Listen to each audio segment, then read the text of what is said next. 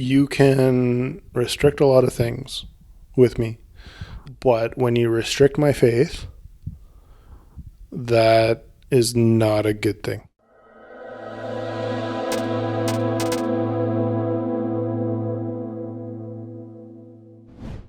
So in terms of faith, when is it appropriate? When is it okay and not okay, like in terms of obeying or disobeying our leaders? I think obviously probably more specifically our governing authorities. Personally, I think Scripture is pretty clear that we are to obey our governing authorities. I think it's pretty crystal clear. But there are some moments where you can disobey. And I think we even see some examples of that in the Bible. Definitely with Shadrach, Meshach, and Abednego. I mean, that's the most prominent. That's definitely the most popular one. Even Daniel, there's definitely moments where he knew he wasn't supposed to do this. He did it. And so he's disobeyed. There are some examples. But in today's culture, are there any specific moments where it's like, you know what? I can't obey. I can't do this. I think it's important that we introduce some scripture to this topic. I'll just read really briefly. This is probably one of the more famous ones on this topic. In Romans 13, it says, "Let every person be subject to the governing authorities, for there is no authority except from God, and those that exist have been instituted by God.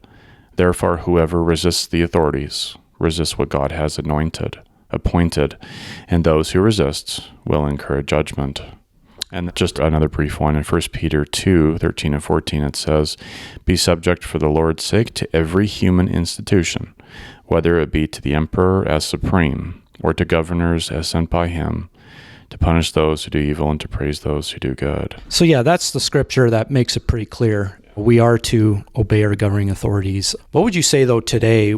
I think that's, for the most part, I think we all understand that and agree with it. When are the times where it's like, no, sorry, I can't travel down this road with you? I think, just drawing from my own experience, I would say we should, as believers, I think we are called to obey the authorities up to the point that our rights and our freedoms, religious freedoms, faith freedoms, so to speak, if those start to come under attack, like as in, so let's say if, I don't know, let's just say people close down my church on a Sunday morning and were preventing me from going to worship, or if whatever, I'm just doing anything faith related and my rights are being restricted, or I'm being forced to stay home, or if I get fined, I get arrested, or like whatever.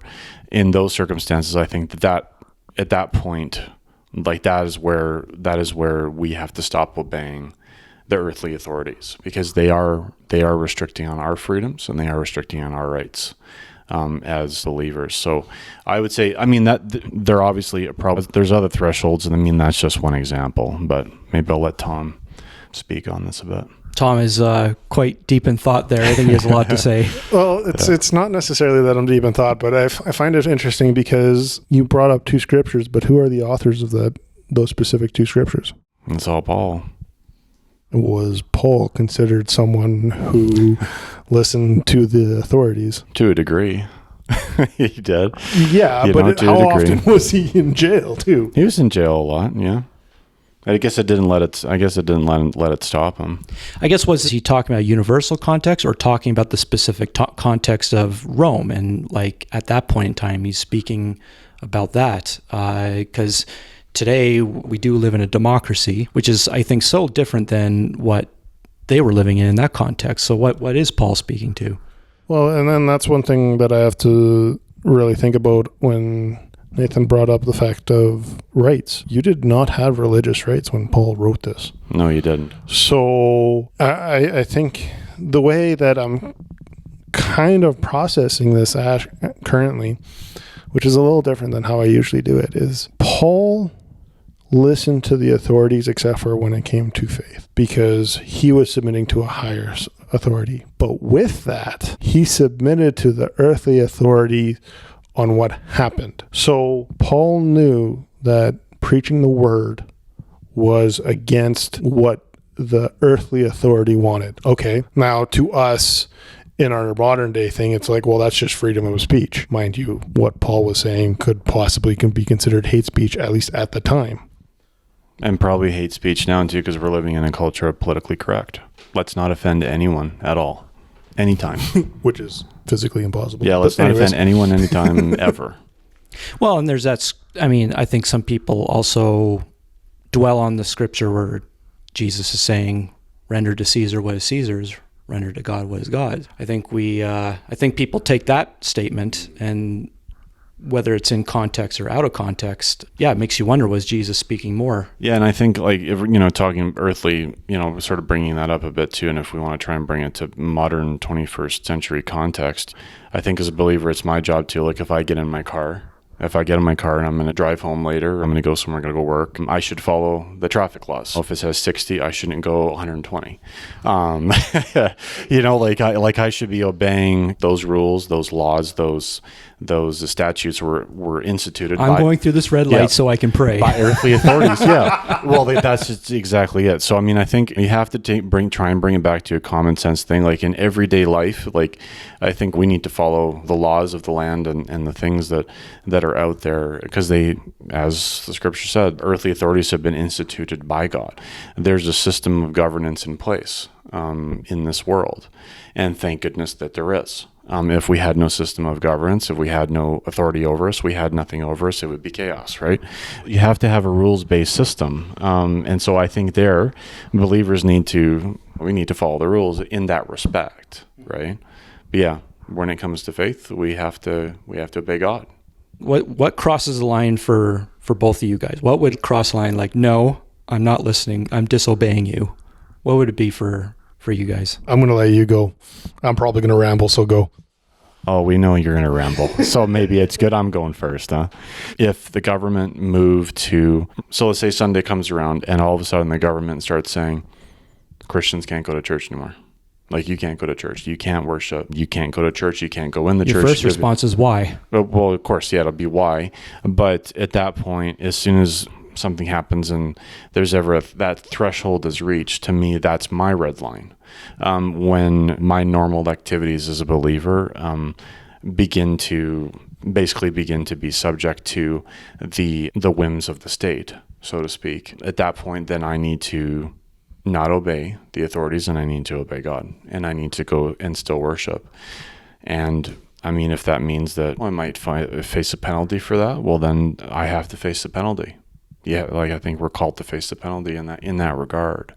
So obviously we hope we never get there, but it does happen in other countries around the world. So we hope to never see those days, but they could happen for sure, and we have to be prepared for that. So I would say, that's just one example, but that would probably be one of my personal biggest red lines. And see, for me, it's you could probably say it's very similar. You can restrict a lot of things with me, but when you restrict my faith, that is not a good thing. So when it comes to faith, that is my business. The government should not be trying to restrict me or tell me how I should believe. But what do you mean by restricting your faith? Well, like, there are so many different examples, right? Like, even if you look at Daniel, the story of Daniel in the lion's den. Oh, you cannot pray. You cannot pray. Well, he got thrown into the lion's den for praying. So we have so many biblical examples of what happens in these things. Like you said, Shadrach, Meshach, and Abednego. Like, they kept true to what they believed was required for their faith. And they were willing to die for it. They went into the fire. Obviously, luckily they were okay. But yeah. So in this case, it's when you try and restrict my faith, that's not going to happen. I'm going to keep on practicing my faith. So prayer, worship. And this is something that I think needs to be said, is when it comes to the authority, I still have to acknowledge that authority that has been put over me. So I am going to still need to do what I need to do for that. But if I get caught, and as we can see, there are many examples of that, of people getting caught with that. If I get caught, I have to live with the consequences. I can't fight the consequences. At least you're not going to run away and fight the police and go across country. I'm not going to try and cut someone's ear off. Let's put it that way. Yeah. But there's other things that are also part of that. So when it comes to faith, that is one thing that is there. Now, there are other reasons why I might stand up against the governing body. And I think it's kind of a biblical thing as well for me to do that. And that's specifically when it comes to my family. And I need to do whatever I need to do to protect my family. And if that means I have to die for my family, that means I have to die for my family. So we are told to love our family as Christ loves the church. And we know what happened with Christ. So there is a whole aspect of that is probably the other area that I think I would have biblical context to say to go against the governing authority. Okay, so you guys are generally in agreement. Don't take away my prayer. Don't take away my worship. Don't take away my ability to be with my family. Okay, that's a pretty crystal clear line.